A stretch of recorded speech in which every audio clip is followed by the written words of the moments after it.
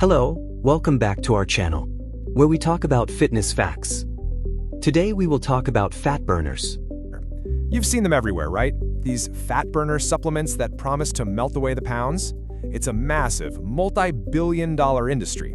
But are they really the key to your fitness goals? Or is it all just clever marketing? Let's find out.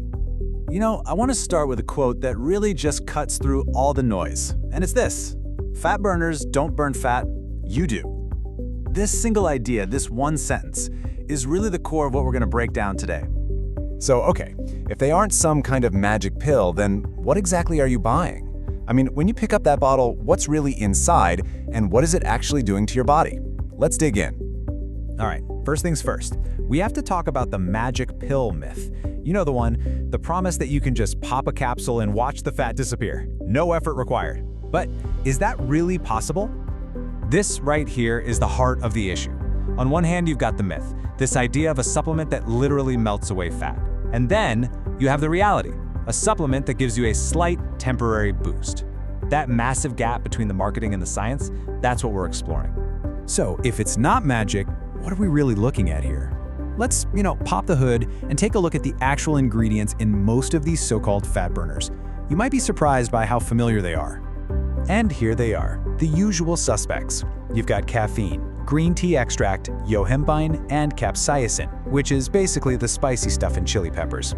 These aren't some secret space-age compounds. They're pretty common stimulants you've definitely heard of.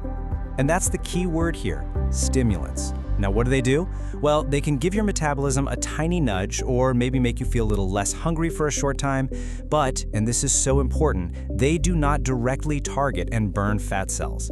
That is a crucial distinction. But what does a slight boost even mean in the real world? Let's actually put some numbers to it. Let's dive into the science, and we'll start with probably the most popular stimulant on the planet.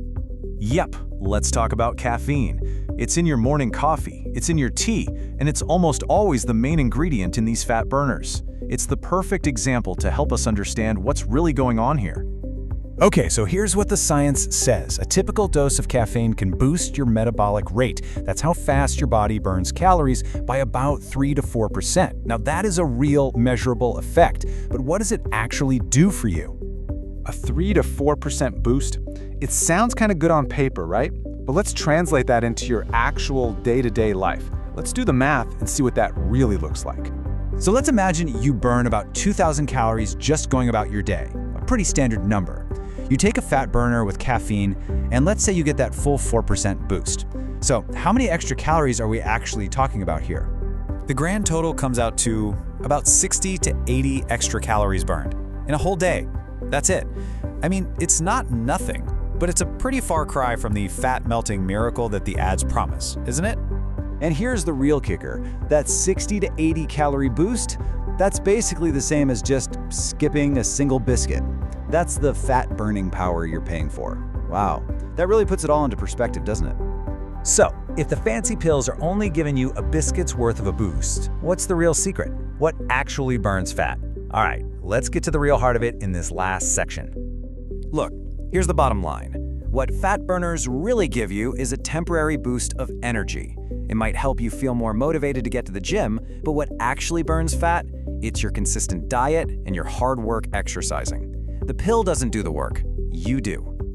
So, I guess that leaves us with one final question to think about. Should these products really be called fat burners? Or would energy boosters be a much more honest name? It's something to think about the next time you see one of those bottles on the shelf.